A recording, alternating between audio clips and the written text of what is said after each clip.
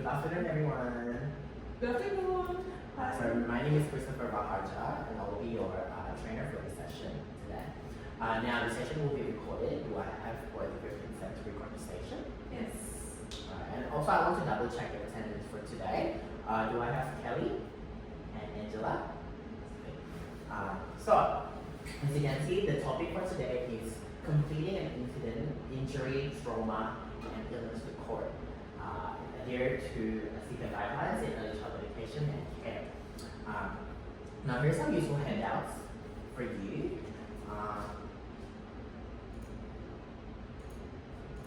Yep. So this is not the useful handouts for you.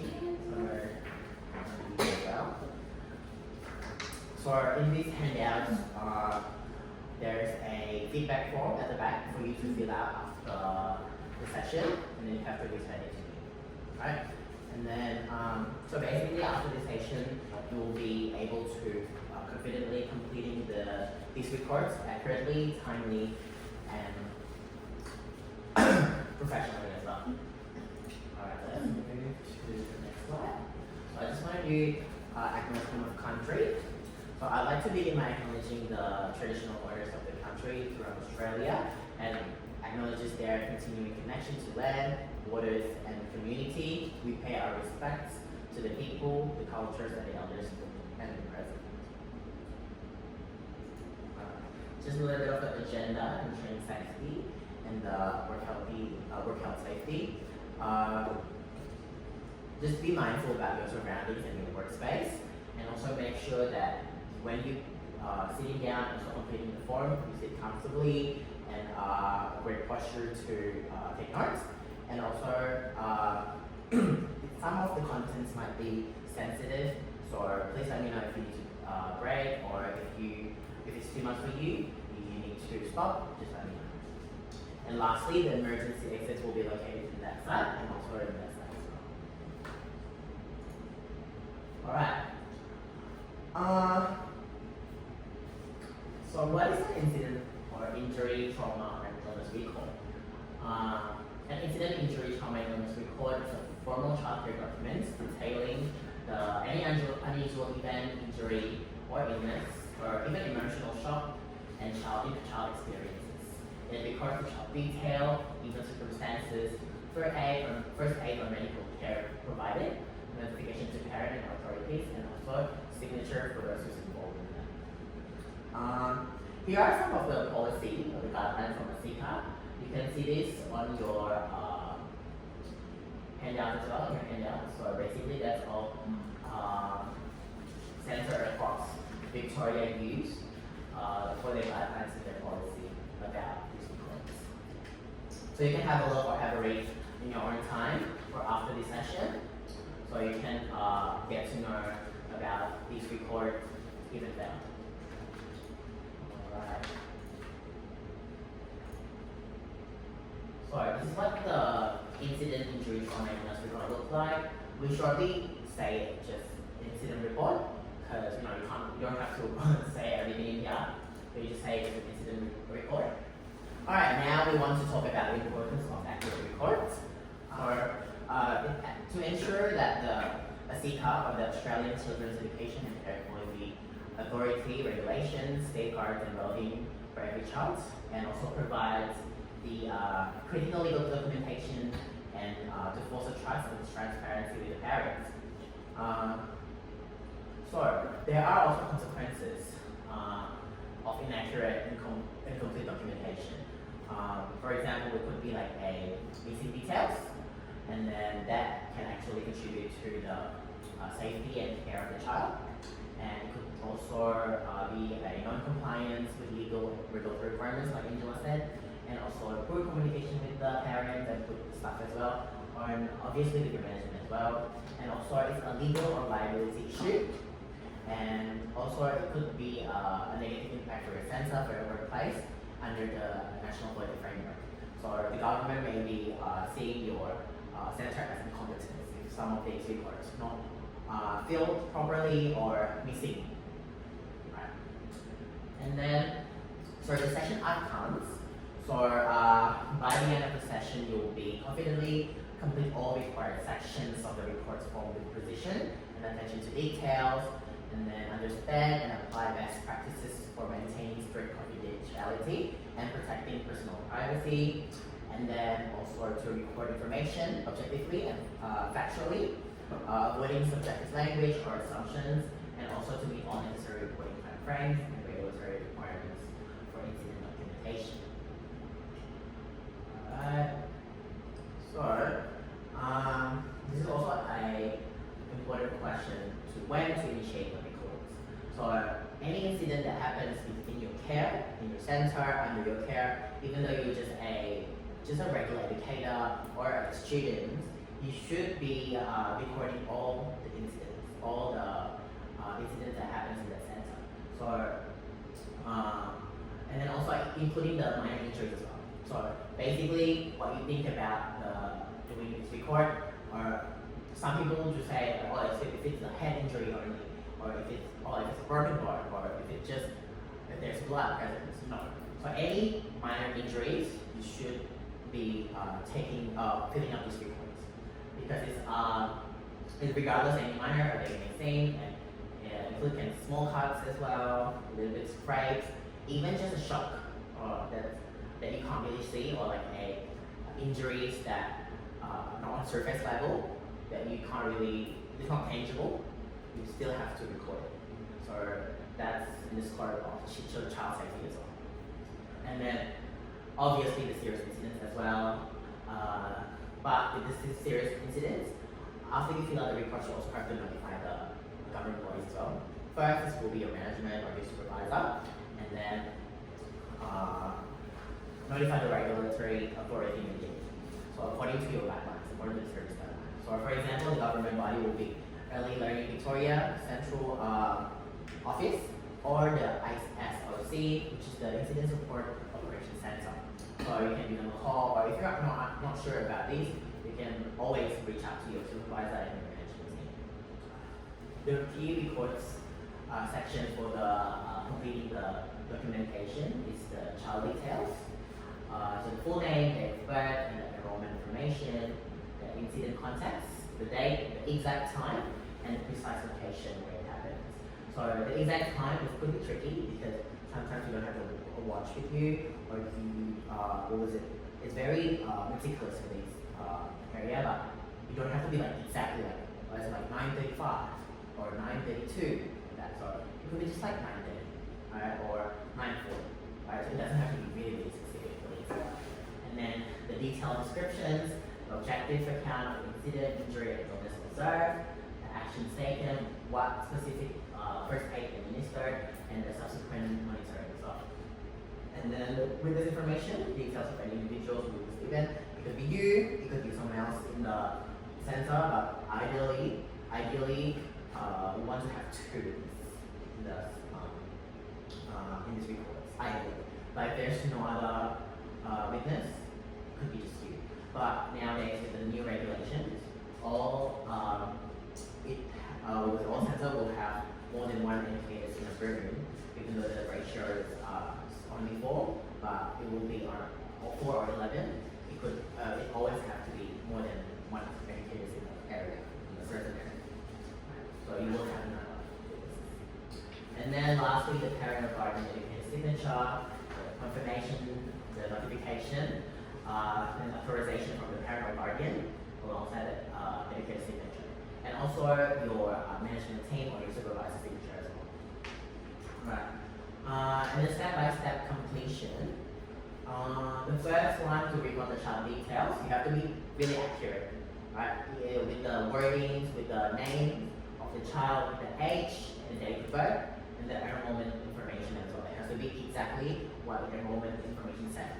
You can't really, let's say, if you're unsure about the last name of the child, there always be a handbook with you in your room that says the children's name, the parent's name, their contact details as well. And then describe the incident or the accident objectively. So you have to provide a factual, unbiased account of the incident, injury, or illness, and then always stick to the observed facts. Third one is to document actions taken, all the detail of intervention is to be recorded. And first, if there's any first aid provided, also has to be recorded, and any ongoing monitoring plans here as well. And then to notify the parents promptly, so you can't wait until you're free to notify the parents. So you have to make that make this action promptly, as soon as possible. So after the incident, your first priority has to be the child, right, the children. So confident if the children, you can see if the children are in distress or really upset, your priority has to be the children, right? Taking care of the children, making sure the children's okay, if there is any, if the injury or incident is minor or is it major incident, right? Determine all of that, and then you can notify the parents. But always make sure you notify the parents after the incident. So you don't want to wait like an hour just to, maybe like, after lunch, I'm going to call the parents. No, you have to actually call the parents and notify the parents immediately. And also you can ask for help with the other educators, right? So if another educator's not really handling the child at the moment, you can ask them to call, or always management on the call as well. So they can help you understand. Right? And lastly, to sign and date the report to ensure all required signatures from educator or the parents and guardians and witnesses, and you have the date everything completed. Right? Okay. And then common mistakes to avoid. Sometimes we use a subjective language, so like an opinion, assumption, judgmental statement. So that's not considered facts. They consider outside the facts, or it doesn't happen, but you put in the report, a legally binding report, that doesn't happen, that's legal. And then a blank field, an every mandatory section is empty if information unavailable, not NA, or not applicable, unknown. Missing signatures, always see through the parents or the signature, confirming their notification and understanding. So you have to put parent signature after you finishing everything. You prioritize, right? So you prioritize these as well. So you have to remember. So you can't leave these record longer than 24 hours. Right? Let's say, today, in the evening when parent time, you forgot. We're all humans, right? So stuff can happen. So if you forgot to do it, you can call management and then they can email these report to the parents and try to sign it virtually. And also, last one is delay reporting, right? So as I said earlier, all the reporting has to be done immediately within a specified time frame to avoid non-compliance, which is the time frame will be basically 24 hours. For all the for all my experiences. See the examples of the reports. Here there's a scenario you can read. We just want to see the incorrect report first, so you can see how to differentiate. There you go. So in here, just in this slide, can you see anything incorrect? Just in this area. Maybe the location of incident could be a bit more detailed. Yeah. Perfect. What else? I can see another one. The age is. Yeah. So you want to fill out the age, even though there's a date of birth in here, you still want to put the age. So all of these has to be filled. This is the details of the child, right? And also location, correctly, you can put more details on where it goes. So outside could be anything. Could be outside the center, could be outside the room, or even could be outside the park if we want to go to, if they went to a nearby park for excursion. Right. And then the details in here, do you think this is detailed enough? No. Yeah. So I think you can put more details in this section. So it says Jones means bleeding. It could be like which knee, right or left knee. And then is the bleeding heavy or is it light? Right? And then the next page. Do you think the circumstances leading to the incident is correct? Do you want to have a read?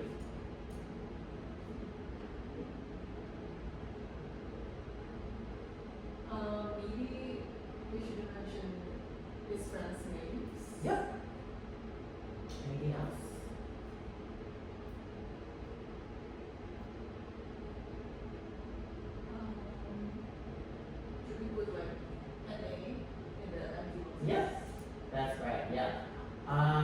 All the empty boxes down here has to be filled with not applicable. Alright, so it looks professional. It doesn't really what was it? It doesn't really look professional when we have a blank document, right? And then also if it's a legal document, we want to be professional. It's very important. And then the circumstances leading to incident, individual illness will be too detailed, I would say, very detailed. It says before me morning tea when the weather was sunny. That's nothing. Nothing to do with the incident, nothing to do with anything. So we can omit that. And then the John was running with his friends Sally and Peter. That's already a breach of privacy, right? So if we put someone like another children's name, it could create conflicts and also a breach of privacy, as I said. And then he fell down and cried. That's okay, I would say. And then I then helped him to get up and comfort him by giving him a hug. I would say that's too detailed. So you can just say I comfort him, right? You don't have to be like really detailed about your actions, right? So yes, you have to be detailed about it, but you have to know that not all the details are right. Some details is too much detail that is actually making it unprofessional, right? Alright. The nature of injury in here, you can see there's like very small, sorry, but there's a tick mark in the document. It's a bit old. So yeah, so there's a tick mark. That's correct. If there's what is it? Check. Yeah, you can circle, you can or X, or you can check. And then in here also there's a check, average of spectrum. Yep, that's correct for this document. And then the action taken. Do you think that's detailed enough?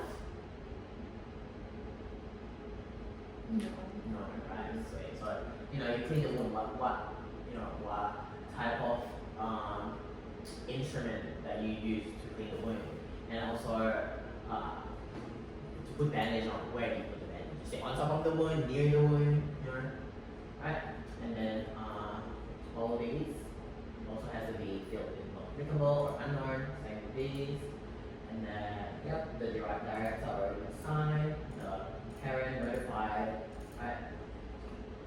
Or if you can't reach the parent, you can say unnotified, right? But still you have to report it. So, and then I think everything's right on these 20 days. Okay, the signature's there, and then the gender. Again, last part is these are the additional marks we can put anything, right? Okay, let's see the correct one. The correct report. So as you can see, everything's all the same. I think for that. So the age is here, the exact age, and then the location. It says outside room 2 in the playground or yard area, and then the detail says the scrape on George's right knee with blood bleeding, and then the circumstances leading to it. It's very simple, but details and also provided information that needed to this report. So it said John was running with his friends around the playground. He fell down and then he went running. So that's pretty detailed, I would say. And then all these empty boxes are applicable and then saying there's a check mark in here, and then you can see there's like a check in here as well. And then the action taken. It's very detailed, I would say, for these. And then all the details that matters to this report. So it says stop the bleeding with clean cloth, and clean the wound with running water, and penetrate with another clean cloth, and apply bandage over the wounded area. So that's very detailed. Same with all of these that's not applicable, you put anything. Alright, same with these, and then all notified, the director also notified the signature, and actually comes the signature and things. Great, so that's the examples of documentation. So now we have a scenario for you guys to practice your document filling. So you don't really have to worry about the details, don't worry about the details of the child, the details of the environment. You just need to look at these questions. Just answer all these valid questions from the scenario that I gave you. So the first one is it an injury? Is it an incident, injury, trauma, or illness? Or what the detail of it? The third one is the circumstances leading to it. Fourth one is where's the nature of the illness? That. and then the details of action taken. If you can see from your handouts, I gave you the the form, so you can practice writing it. But you can use the form to fill out these questions. Yeah, I'll give you 2 minutes on each scenario, so you can practice. So you can just read these together. So the first scenario is during outdoor play, a child was climbing up the slide ladder when another child suddenly left underneath, and then the child on the ladder was balanced but managed to hold on without falling. No injury secured, but situation hurts a bit so hard. Right, so I can give you 2 minutes to fill this out. Alright, are we ready? Sweet. Okay. The first question, is it an injury trauma or Kelly? I think it could be trauma. Trauma? Yeah. What about injury? I would say it's an incident. Yeah, so for me, I agree with Angela. This is an incident. So you can see that the child with the first balance are managed to hold without falling, but no injuries occurred. It is an incident. So it's a different story. You can see if he fell, if the children fell and then scraped his knee or scraped his arm, that's an injury. Right? Alright, what's the detail? What can you write, Kelly?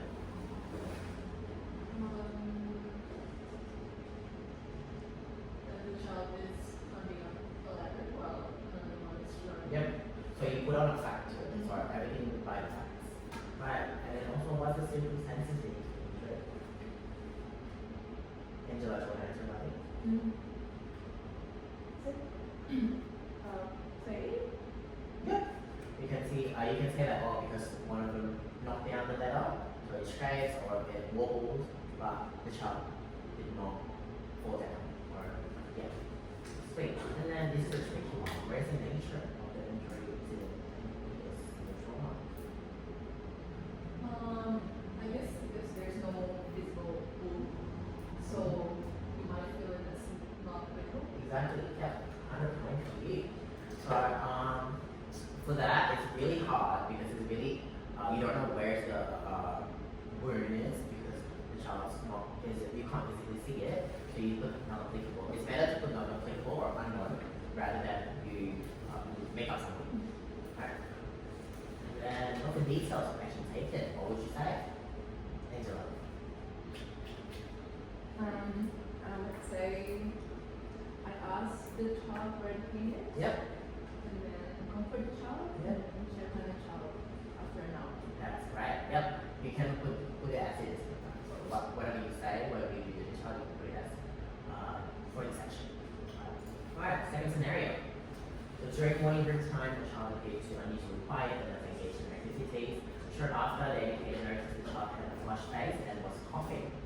When checked, the child's temperature was 38.5 Celsius. The child was moved to sick bay for rest and comfort, and their parents were contacted to collect them promptly. What would you write? What will you write? Illness? Illness? Yeah. What about you? Yeah, I think it's that. Illness as well? Yep, it is an illness. Everything, anything, if the temperature is about 37, for me, I would say 37.5 to 38. So above that, you have to notify the parents and fill out the report. And then what's the details, Kelly? I guess it stated that the temperature is 38 degrees, but before he was also coughing. Yep, correct. And also the circumstances leading to it, Angela.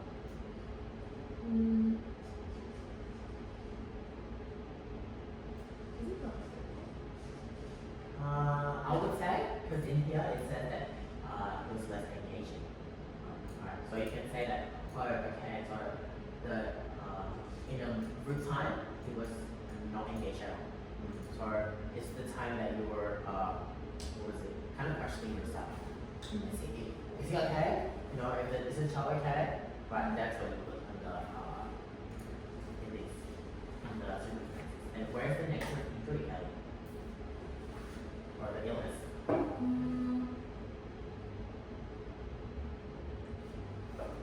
Wait.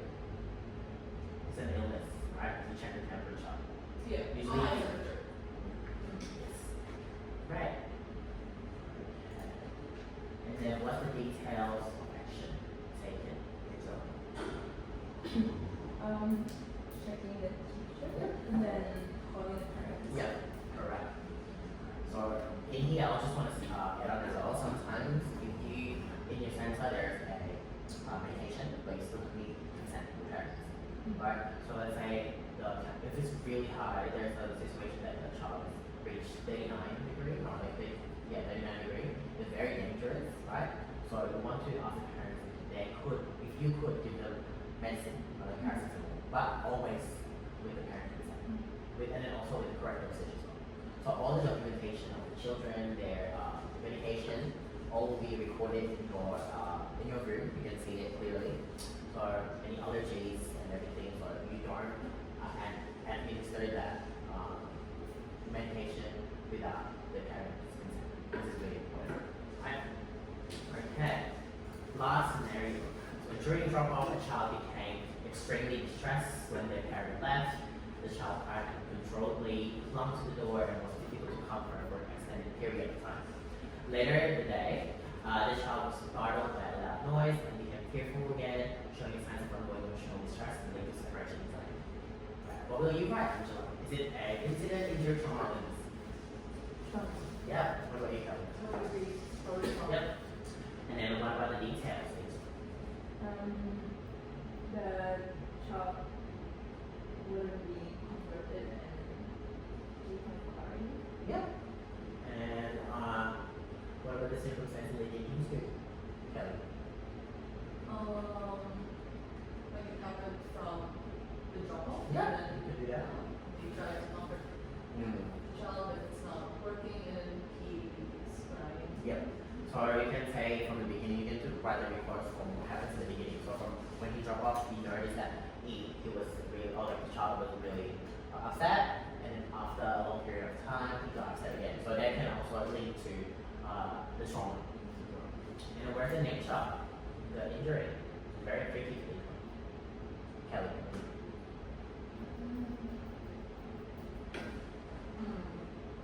Yeah, it's tricky. I would say other, maybe, and then describe it, or any. I could say anecdotic. Okay. Because it's not physically, it's trauma, it's what's happened mentally inside. So I would say it's not physically, right? But sometimes when they cry really hard, their eye can get swollen. It could be like something happens, like a swollen eye. You can still put other swollen eye as well. And then you can put that as an incident, or sorry, an injury, incident and a trauma. So two. You write two different forms, right, if that happens. And then what's the details of the action taken? And so, what would she say?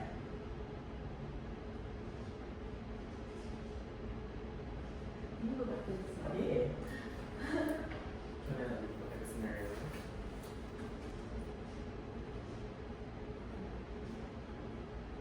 Maybe I would comfort the child. Yeah. And call the parents. Yes, exactly. So you want to say that you try to comfort. So you can also say that you ask another educator to comfort the child, give them like their favorite toys and they're not working, and then call parents. So you have to ensure that the child's safety is number one. You want to always comfort the child. So to review this session, so let's recap the core principles and the aspect of incident, injury, trauma, and illness report keeping. The first is the accuracy, is the key. Ensuring all the details are factual, objective, and also precisely recorded. And then second one is to maintain confidentiality, which is a top priority as well. You have to strictly adhere to privacy protocols for all sensitive information. And lastly, to act with timeliness. So complete this and submit the reports promptly according to the regulatory requirements. Alright. So now we move to the question and answer section. Are there any questions? During my placement, I was in a center where they really value children's voice. Yep. I was wondering if it would be a good idea if I were to include children's voice in the form and have them fill in if they do. Yeah, I would say children can't fill out this form. This is really, this is all for the people that are educated, right? It's only for the adults to fill out this form. But what you want to do is to, if it's 3 adults, it's easy to ask them when they have the abilities of speech. You can ask them on like words or that children's voices, also make them feel included in this scenario. And also record in your record, put like all the children feels this way, the children told me that he or she was upset, or he or she was feeling pain in this location, right? And also let them to point out where is it, right? Where it hurts. And so that includes the children's voices in this report. Any other questions after this? Alright, so that concludes our session today. Just don't forget to fill out all